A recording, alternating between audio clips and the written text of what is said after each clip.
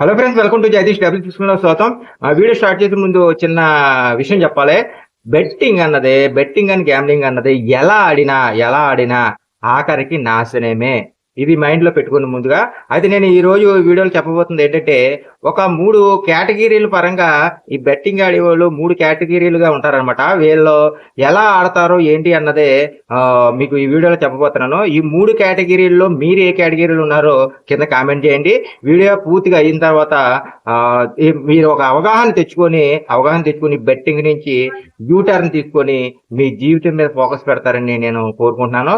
వీడియోని లాస్ట్ వరకు చూడండి, ఎక్కడ స్కిప్ చేయకండి. వీడియోని అయితే ప్లీజ్ లైక్ చేయండి, షేర్ చేయండి, సబ్స్క్రైబ్ చేసుకోండి. ఓకే, వీడియోలోకి వెళ్ళిపోదాం. ఓకే, ముందుగా మొదటి కేటగిరీ గురించి చెప్పుకుందాం. వీళ్ళు ఎలా ఆడతారు అని అంటే, అలవాటు అన్నది బెట్టింగ్ అన్నది ఎలా అలవాటు అయింది అన్న తర్వాత విషయం. ఏదోలాగా ఫ్రెండ్ ద్వారా ఎవరి ద్వారా అలవాటు అయిపోతుంది, అది పక్కనెట్టండి. అయితే అలవాటు అయిపోయిన తర్వాత ఈ మొదటి కేటగిరీ వాళ్ళు ఉంటారు అనమాట. వీళ్ళు ఎలాగంటే మిస్టర్ పర్ఫెక్ట్ గా ఆడతారు. అంటే వీళ్ళు జాబ్ చేసుకోవడం, పని చేసుకోవడం, ఏదో ఒకటి చేసుకుంటారు, మానరు. ఆ వర్క్ కూడా, పని కూడా మానరు. ఏదో బిజినెస్ చేసుకుంటారు, అది కూడా మానరు అనమాట. దాని మీద ఫోకస్ పెడతారు. అయితే ఈ బెట్టింగ్ అండ్ గ్యాంబ్లింగ్ అన్నది ఒక పార్ట్ టైం కింద, అది ప్రైమరీగా తీసుకోరు. అది ఏదో జస్ట్ ఎంటర్టైన్మెంట్ గా ఆడటానికి ట్రై చేస్తారనమాట. అంటే వీళ్ళ శాలరీ అయినా వీళ్ళు సంపాదించేది అయినా 100% అనుకో, వీళ్ళు ఆడేది ఇందులో పెట్టేది ఒక 10-20% మాత్రమే పెడతారు. అంటే వీళ్ళు ఈ బెట్టింగ్ నే ఫుల్ టైం కింద తీసుకోరన్నమాట. అంటే ఈ జాబ్, ఈ బిజినెస్ చేసుకుంటున్న టైంలో అప్పుడప్పుడు ఖాళీగా ఉన్నప్పుడు ఏదో దీనిలో ఆడుతూ ఉంటారన్నమాట. అలాగా దీనికి పూర్తిగా ఎడిక్షన్ అవ్వటం కాదు, ఒక ఎంటర్టైన్మెంట్ కేటగిరీలో తీసుకొని దీన్ని ట్రై చేస్తూ అప్పుడప్పుడు ఉంటారన్నమాట.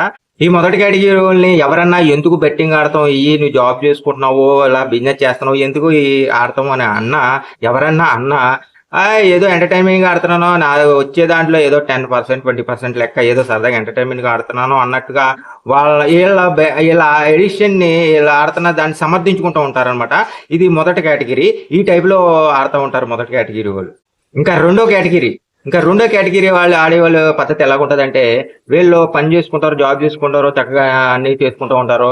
అయితే దీన్ని ఎలా తీసుకుంటారంటే ప్రైమరీగా తీసుకుంటారు. ఈ బెట్టింగ్ అండ్ గ్యాంబ్లింగ్ ని ప్రైమరీగా తీసేసుకుంటారు. అంటే ఈ జాబ్ అన్న దాని మీద ఎక్కువ ఫోకస్ పెట్టరు. ఈ బెట్టింగ్ ముందు దీనికి ప్రిఫరెన్స్ ఎక్కువ ఇస్తారు. ఆ తర్వాత వీళ్ళు చేసే పని మీద శ్రద్ధ వహిస్తూ ఉంటారు అన్నమాట. వీళ్ళు చేసే వర్క్ ఏదైనా ఉందో దాని మీద పెడతారు.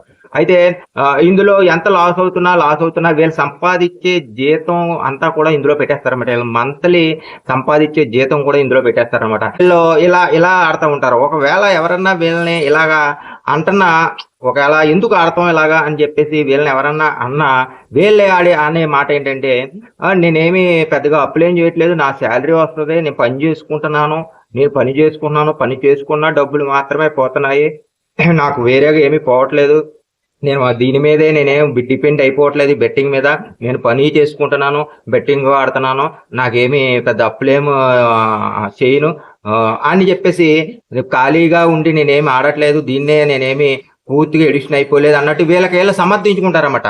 అంటే ఎలాగంటే, నేను పని చేసుకుంటున్నాను, బెట్టింగ్ ఆడుతున్నాను, దానివల్ల నాకేమి ఇబ్బంది ఏం లేదే అన్నట్టుగా వీళ్ళు సమర్థించుకుంటా ఉంటారు. వీళ్ళు సమర్థించుకోవడమే కాదు, వీళ్ళ మైండ్ సెట్ ఈ టైప్ లో వీళ్ళని ఆలోచింపజేస్తూ ఉంటది అనమాట. కాబట్టి ఈ విధంగా సెకండ్ కేటగిరీ వాళ్ళు ఉంటారు.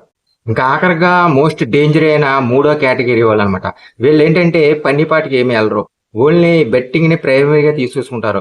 అంటే అంతకుముందు పని ఏమైనా జాబులు చేసి మొత్తం మానేసి ఈ బెట్టింగ్ అన్నదే ప్రైమరీగా తీసుకొని దీంట్లోనే సంపాదించాలని, ఎంత లాస్ అవుతున్నా, ఎన్ని అప్పులు అయిపోతున్నా ఇదే ప్రైమరీగా తీసుకొని దీంట్లోనే రాబట్టాలని, దీంట్లోనే సంపాదించాలని ఈ మైండ్ సెట్ తో ఎప్పుడు దీని మీదే ఫోకస్ పెట్టి ఆడుతూ ఉంటారు అనమాట. ఒకవేళ ఎవరన్నా వీళ్ళకి చెప్పినా ఎందుకు ఇలా ఆడుతున్నావు, ఎందుకు ఇలా చేస్తున్నావు అని అన్నా, ఎంతో డబ్బులు పోయినాయి, ఎలా సంపాదించాలి, మరి పని చేసుకుంటే వెళ్తే ఏమొస్తాయి, ఏం చెందుతుంది, ఇంట్లోనే సంపాదించాలి, ఇంట్లోనే అప్పులు తీర్చాలన్న ఈ మైండ్ సెట్తో ఉంటారనమాట. ఎంత పోతున్నా ఎన్ని పోయి ఉన్నా ఇంకా ఇందులోనే సంపాదించాలి, దీన్నే ప్రైమరీగా తీసుకొని, అంటే ఇది మానేసి వేరే పని చేసుకుని సంపాదించుకుంటాం అన్న మైండ్ సెట్ అసలు థాటే ఉండదనమాట. ఇంక ఈ బెట్టింగ్ ని ప్రైమరీగా తీసుకుని పోయిన డబ్బులు మళ్ళీ ఇందులో రాబట్టాలి అన్న వస్తాయేమో అన్న భ్రమతో దీని మీద బతుకుతూ ఉంటారనమాట. వీళ్ళ జీవితం అప్పటికే సర్వం నాశనం చేసేసి ఉంచుతుంది బెట్టింగ్ అన్నది. ఇంకా అప్పులు అయిపోయి ఉంటారు. కుటుంబాలు కూడా ఛేదరించుకొని ఉంటాయి. అయినా సరే ఇంకా ఈ బెట్టింగ్‌లో ఏదో వస్తదన్న భ్రమతో ఇంకా ఈ బెట్టింగ్‌ని ఆడటం కొనసాగిస్తూనే ఉంటారన్నమాట ఈ థర్డ్ కేటగిరీ వాళ్ళు. అయితే ఈ 3 కేటగిరీల్లో ఫస్ట్ కేటగిరీ వాళ్ళు ఇంట్లోకి, కుటుంబానికి అన్నీ కూడా చేస్తారు. శుభ్రంగా అన్ని సదుపాయాలు చేస్తారనమాట. ఎటువంటి లోటు లేకుండా చేస్తారు. ఇంకా సెకండ్ కేటగిరీ వాళ్ళు ఈ బెట్టింగ్‌లో డబ్బులొచ్చినప్పుడు చక్కగా హడావుడి చేసేస్తారు కుటుంబంలోనైనా. వీళ్ళ ఎవరికైనా ఇవ్వాల్సి వచ్చినా కొంచెం హడావుడి ఆర్భాటాలు ఎక్కువగా ఉంటాయి ఈ సెకండ్ కేటగిరీ వాళ్ళు. ఒకవేళ డబ్బులు లేకపోతే గనక ఇంకా ఆ రోజు ఒక మూల కూర్చొని మునగ తీసుకొని ఉంటారనమాట. ఈ టైప్‌లో సెకండ్ కేటగిరీ వాళ్ళు ఉంటారు. ఇంకా థర్డ్ కేటగిరీ వాళ్ళు సంగతి చెప్తే వీళ్ళు ఇంకా ఏం డబ్బులు వచ్చినా అసలు వస్తమే ఉండవు. ఇంకా ఎప్పుడన్నా అమావాస్య వచ్చినా వీళ్ళకి ఇన్ని అప్పులకి ఎవరికి ఇవ్వాలో తెలియక మళ్ళీ తీసుకెళ్ళి ఏమన్నా చిన్న చితగా డబ్బులు వచ్చినా మళ్ళీ తీసుకెళ్ళి ఆ బెట్టింగ్లోనే పోగొట్టేస్తారనమాట. అంటే అంతకు ముందు చేసిన అప్పులు వీళ్ళకి కనబడతా తిరుగుతూ ఉంటాయి. ఎవరికి ఇవ్వాలో కూడా ఏం తీర్చాలో కూడా తెలియని అయోమయ స్థితిలో అప్పుడోకిప్పుడో ఏమన్నా వచ్చినా రావటం అన్నది అసలు ఎప్పుడో జరగదు. కానీ ఎప్పుడో వచ్చినా ఎవరికి ఇవ్వాలో తెలియక మళ్ళీ ఆ బెట్టింగ్లోనే పోగొట్టేస్తూ ఉంటారన్నమాట. ఇలా ఉంటుంది ఈ థర్డ్ కేటగిరీ వాళ్ళది. ఇప్పుడు అసలైన ట్విస్ట్ ఏంటంటే మొదటి కేటగిరీ వాళ్ళే సెకండ్ కేటగిరీలోకి వస్తారనమాట. ఈ సెకండ్ కేటగిరీ వాళ్ళే థర్డ్ కేటగిరీ వాళ్ళకి అవుతారనమాట. కాబట్టి ఇక్కడ నేను చెప్పేది క్లియర్గా ఏంటంటే బెట్టింగ్ అన్నది ముందు ఎడిక్షన్ అవ్వటానికి మొదట పునాది మొదటి కేటగిరీ, ఆ తర్వాత సెకండ్, ఆ థర్డ్. కాబట్టి బెట్టింగ్ ఎడిషన్ అవ్వటానికి ఇదే స్టెప్పులు ఇయేనమాట. కాబట్టి మీరు అనుకోవచ్చు మొదటగా ఎలా చేస్తున్నాను నేను, నాకు తప్పేం కాదు, రెండో విధంగా ఎలా చేస్తున్నాను పెద్ద తప్పుగా ఏమీ ప్రవర్తించట్లేదు కదా ఇలా అనుకుంటున్నారు. ఈ స్టెప్పులుగా వచ్చిన తర్వాత మూడో స్టేజ్కి వచ్చిన వాళ్ళే ఎడిక్షనర్స్ అని అంటారన్నమాట. దీన్నే బెట్టింగ్ ఎడిక్షన్ అంటారన్నమాట. కాబట్టి దయచేసి చెప్తున్నాను, చేసే తప్పుని సమ్మతించుకోవడం చూడకండి. మీరు మొదట ఎవరైనా సరే బెట్టింగ్ ఆడేవాళ్ళు ఒకసారి 1 లక్ష రూపాయలు తెచ్చి, బిగినింగ్ బెట్టింగ్ ఆడేవాడు ఒకటేసారి 1 లక్ష రూపాయలు తెచ్చి ఆడనమాట. మొదటగా ఇలాగే అలవాటు అవుద్ది. ఇలా అలవాటు అయిన తర్వాత రెండోలాగా ఇలా చేస్తారు, అలా తర్వాత మూడో స్టేజ్కి ఇలా అయిపోతారు, ఎడిషన్ అయిపోతారు.